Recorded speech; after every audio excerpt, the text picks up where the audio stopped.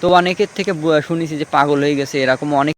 আমি স্যাক্রিফাইস করছি 2টা ঈদ। আমার ফ্যামিলির মানুষেরা কিন্তু বলতো যে এভাবে টাকা পয়সা নষ্ট করতেছে ওর পিছনে। আসসালামু আলাইকুম। তো আমি জাপানে আসতে যে কি কি স্যাক্রিফাইস করছি এটা এই ভিডিওর মধ্যে বলবো। মানে অনেক কিছুই স্যাক্রিফাইস করছি। প্রথমে যদি আসে তাহলে কিন্তু আমি ঈদ স্যাক্রিফাইস করছি। আমি স্যাক্রিফাইস করছি 2টা ঈদ। তারপর ফ্রেন্ডের সাথে ঘুরতে যাওয়া এইগুলা স্যাক্রিফাইস করছি। ফ্রেন্ডরা যাইতো, আমি যাইতাম না। রোজার যে ঈদ, ওই ঈদের 3 থেকে 4 দিন আগে আমি পরীক্ষা দিতে গেছি, জেএলপিটি পরীক্ষা দিতে গেছি। তো ভাবেন, ঈদের আগে আমি ঢাকায় চলে আসছি। আর ওই সময় তো প্রচুর সমস্যা থাকে ঢাকায়, যানজট, সবাই বাড়ি যাওয়ার একটা প্রস্তুতি থাকে, তো ভিড় থাকে প্রচুর বেশি। তো ওই সময় কিন্তু আসছি, আসে কিন্তু ঈদের 3-4 দিন আগে পরীক্ষা দিছি। পরীক্ষা দিয়ে আবার বাসায় গেছি, কারণ বাসায় যাই ঈদ না করলে তো ভালো লাগবে না, যেহেতু গ্রামের দিকে থাকি। তো আমার কিন্তু শহরের দিকে ঈদ করতে ভালো লাগবে না মোটেও। তো ও একটা গেল। আর দ্বিতীয় ঈদ গেল রোজার ঈদে। আমি পরীক্ষা দিছি, দেওয়ার পরে স্কুল সিলেক্ট হয়েছে। স্কুল সিলেক্ট হওয়ার পরে আমার অফার লেটার আসে। তো অফার লেটার পাওয়ার পরে আমার কিন্তু অ্যাপ্লাই করতে হবে ভিসার জন্যে। আর আমি ভিসার জন্য যখন অ্যাপ্লাই করি, তার মধ্যে কিন্তু কুরবানির ঈদটা পড়ে যায়। মানে আমি অ্যাপ্লাই করে আসছি, আসার পরে কিন্তু কুরবানি ঈদটা পড়েছে।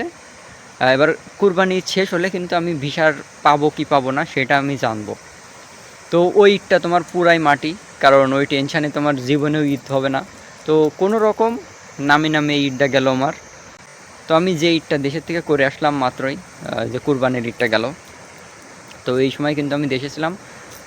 তো ওই ঈদটা কিন্তু আমার কোনো ঈদ মনে হয়নি, কারণ ওই যে ভিসার টেনশানে ছিলাম যে ভিসা পাবো কি পাবো না। ওই ভিসাটা যদি আমি পাতাম ঈদের আগে, কুরবানি ঈদের আগে, তাহলে কিন্তু আমি ঈদটা ভালো করে কাটায় আসতে পারতাম। তো ওই ঈদটাও কিন্তু আমার গেল, 2টা ঈদ গেল। এর আগেও কিন্তু একটা না 2টা ঈদ গেছে এইভাবে। এ তো জাস্ট ঈদের কথাই বললাম। এইভাবে অনেক কিছুই স্যাক্রিফাইস করছি। জাপানে আসতে হলে অনেক কিছুই স্যাক্রিফাইস করা লাগে। আমার কিন্তু মাঝে সাঝে আমি অনলাইনে ক্লাস করতাম। তো প্রথম আমি জাপানিজ ল্যাঙ্গুয়েজ অনলাইনে শিখতাম। তো অনলাইনে শেখার সময় তখন আবার আমার অনার্সের ক্লাস হতো। তো অনার্সের ক্লাস করার সময় ক্লাস শেষ হতো কয়টার দিকে, 1টার দিকে মনে হয় শেষ হতো, আমার খেয়াল নেই, 1টার দিকে শেষ হতো। তো মাঝে সাঝে আমাদের কলেজে খেলা হতো, তো ফ্রেন্ডের সাথে না থাকলে কেমন একটা হয়ে যাইতো। তো অনেক সময় ওই জায়গায় থাকতে থাকতে, কলেজে থাকতে থাকতে আমি ফোনে অনলাইনে ক্লাস করতাম মাঝে সাঝে। তো অনেক কিছুই স্যাক্রিফাইস করছি। ও ফ্রেন্ডরা বলতে, কী করতেছিস এখন, ক্রিকেট খেলবো বা ফুটবল খেলবো, এখন তুই এসে এই জায়গায় থাকবি বা বসে দেখবি বা খেলবি, তুই এখন এইগুলা করতেছিস। অনেকে অনেক কথাই বলতো। তারপরে আমার গ্রামের দিকে অনেক আলোচনা হতো যে সে নতুন ভাষা শিখতেছে, সে পারবে কি পারবে না। মানে গ্রামের দিকে কিন্তু এগুলো বেশি আলোচনা হয়। তো গ্রামের দিকে প্রচুর আলোচনা হতো যে কী করতেছে, সময় নষ্ট কি না। তো অনেকে অনেক কথা বলতো। তারপরে কারোর সাথে দেখা হলে জিজ্ঞাসা করতো যে কী দেখি খবর, তুই তো জাপানি ভাষা শিখতেছিস, তা কী দেখি লাইন, কত দূর কী দেখি করলি।